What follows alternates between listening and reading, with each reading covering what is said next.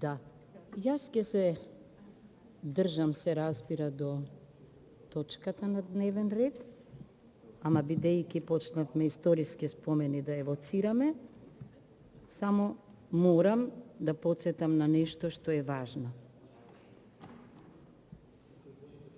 Може да го најдете записникот од Асном, слободно на седницата, потпишан од најстариот член, Брашнаров, и од секретарот Владимир Полежиновски. Го побарав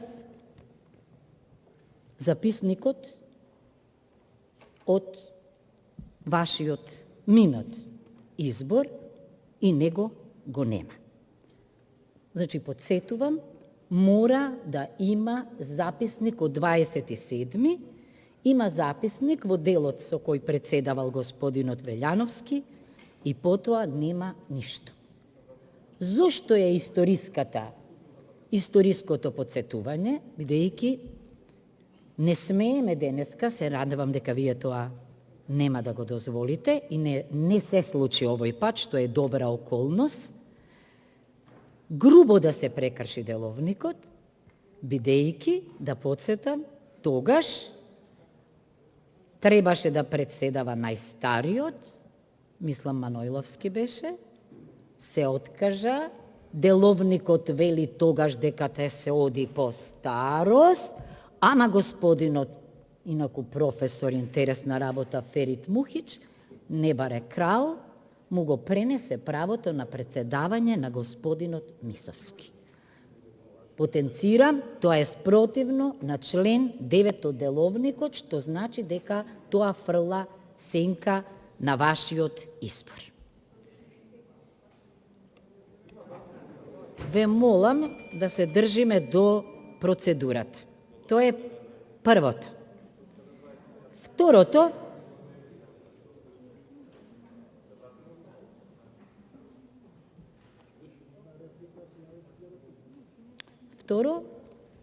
нешто добро, морам да кажам. Извореден потек направивте, кога некои од сега гласните ги подсетивте дека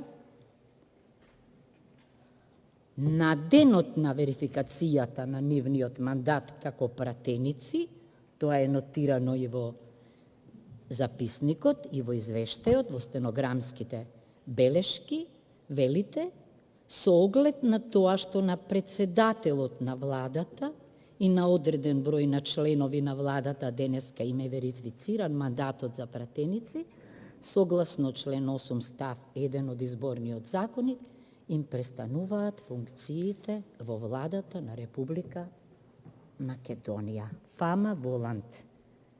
Чуја, си заминаа и ги гледавме и дента и сиве овие денови, како ревносно си ги вршат министерските функции, спротивно на Уставот, спротивно на изборниот законник и спротивно на деловникот.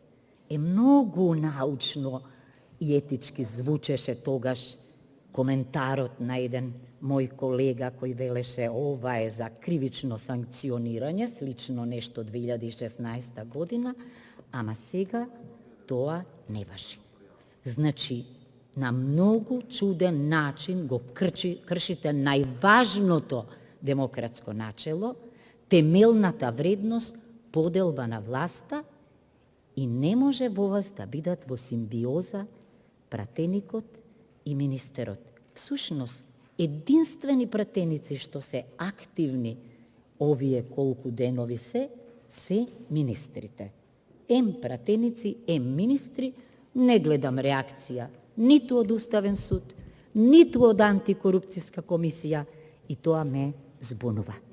Мислам дека треба да ги уште еднаш, ако ви изберат, да ги подсетите како председател на собранието. Што се однесува до кандидатурата. Јас сум една од оние во Венецијанска комисија која работеше извештај за лимитирање на мандатите и цврсто се држам до тоа дека политиката не смее да биде функција, занимање, туку треба да следи по нешто што сте го реализирале во животот. Значи, господинот Џафери е на функции пратеничка, министерска, председател на собрание, веќе 19 години. И јас мислам дека тоа е предолго. Затоа сум за лимитирање на мандатите. Што се однесува до предлогот? Она што исто така овој пат збунува е следново. Уште на првата седница констатиравте дека има присутни 117 пратеници, еден извонреден број, за да може и третата и четвртата точка да се реализираат, да се избере председател и така натаму, ама што се случи?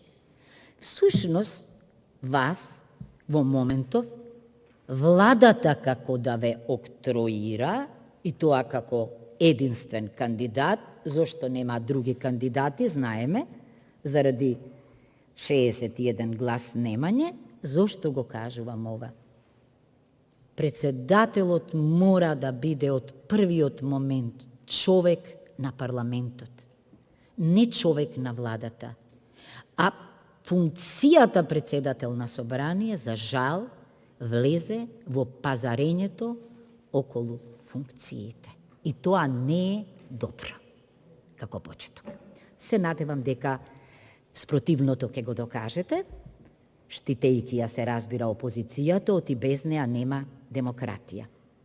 Се споменуваа постапки, скратени, редовни и така натаму, мене не ме интересира, јас зборувам за сегашниот кандидат и за сегашниот парламентарен состав и за неговото парламентарно искуство како председател и не можам а да не кажам дека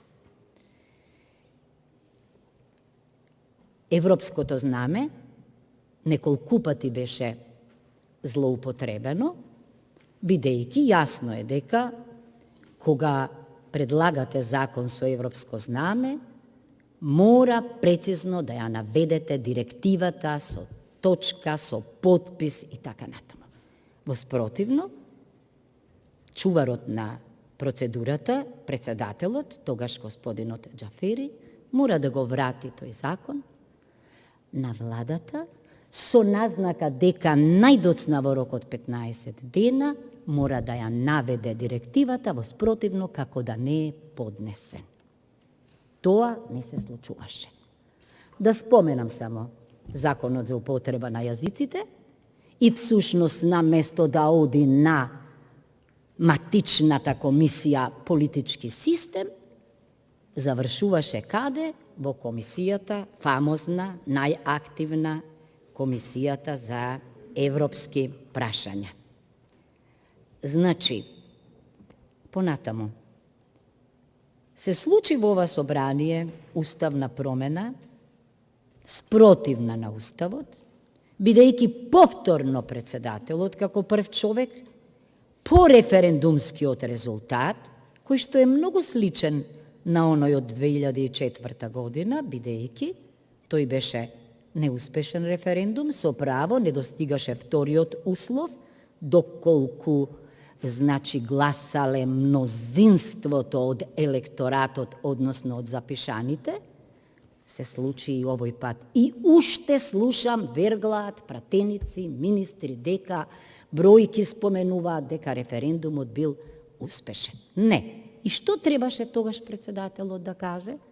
Референдум спроведовме, ама ако е референдумскиот резултат негативен, тогаш собранието, сите своји акти и активности мора да ги адаптира на резултатот од референдумот. Понатаму, се случи овде во уставните измени, крајно невообичаено, уставни измени, предлагач да биде или застапник да ги брани министерот за надворешни работи, ама овде седеа и двајца луѓе од кабинетот на премиерот.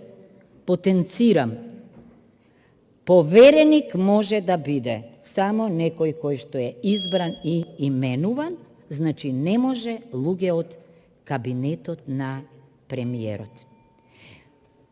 Многу други закони се носеа на ваков начин, Довршете без, ја мислата. завршувам се, извинувам, Окей. без, слободно прекинете ме, без дебата, Довршете ја мислата. и затоа јас имам голема резерва кон староновиот председател на собранието како чувар на деловникот и на процедурата. Би била среќна ако биде избран да ме демантира. Благодарам.